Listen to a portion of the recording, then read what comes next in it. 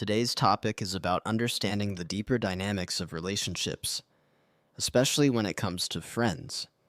So, what happens when a friend approaches you frequently, and at first, it seems like a casual thing, but over time, you realize it's a more intentional move?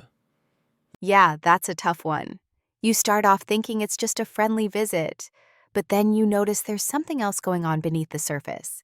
It's like they're not just visiting because they want to hang out, they're seeking something. What do you think the best approach is when that happens?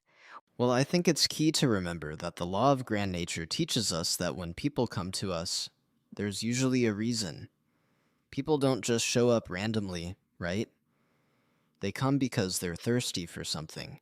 Figuratively speaking, they're looking to get something from us. It could be help, advice, energy, whatever.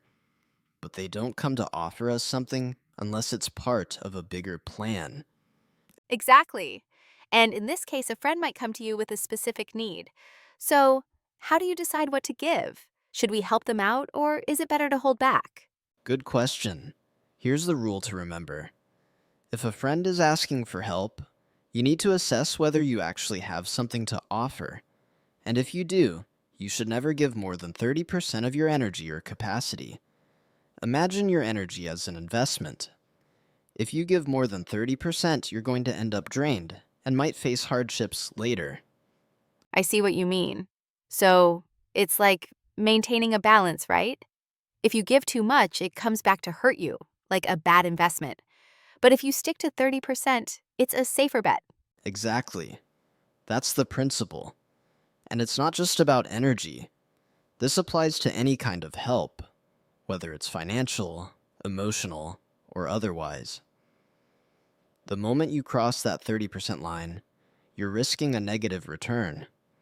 If a friend is asking for more, it's important to refuse gently but firmly. You'll save yourself from trouble in the long run. That sounds like a solid principle to live by.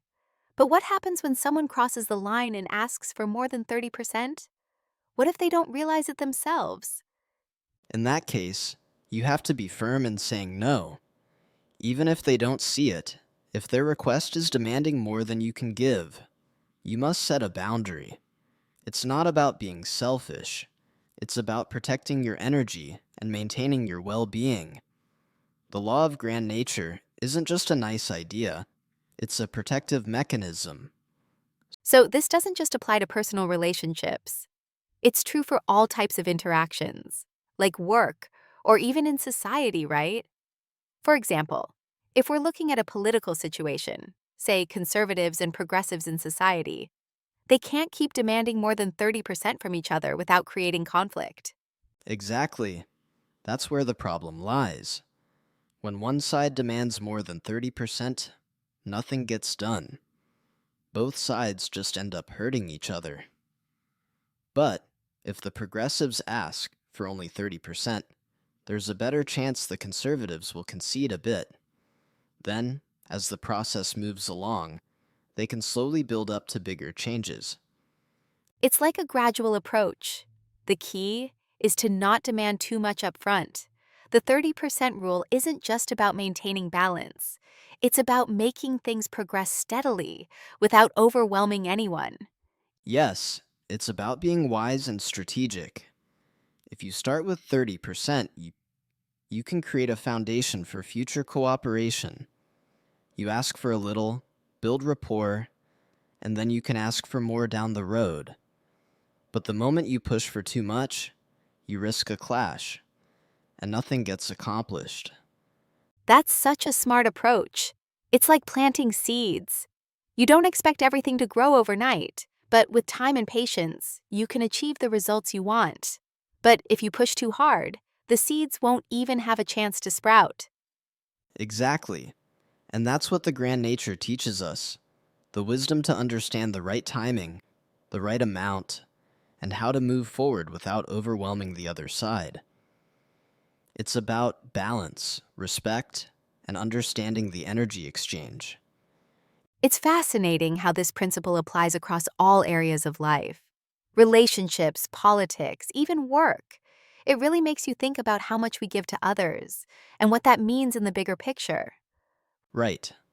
Whether it's with friends, colleagues, or even in society, we must always be mindful of the 30% rule. Giving more than that isn't just unwise, it's actually harmful. So next time someone approaches you, take a step back, observe carefully, and ask yourself, what's the true reason behind their request? And how much am I willing to give? Great advice. I'll definitely keep that in mind next time. Thanks for the insight. It really makes me think about the value of preserving my energy while still being there for others. Glad to hear that. It's all about balance and understanding. So let's leave our listeners with a thought. When you approach someone for help, how much should you ask for? And when someone approaches you, how will you protect your energy while still being helpful? That's a good question to ponder. Let's all reflect on that as we go about our day. Until next time. Until next time!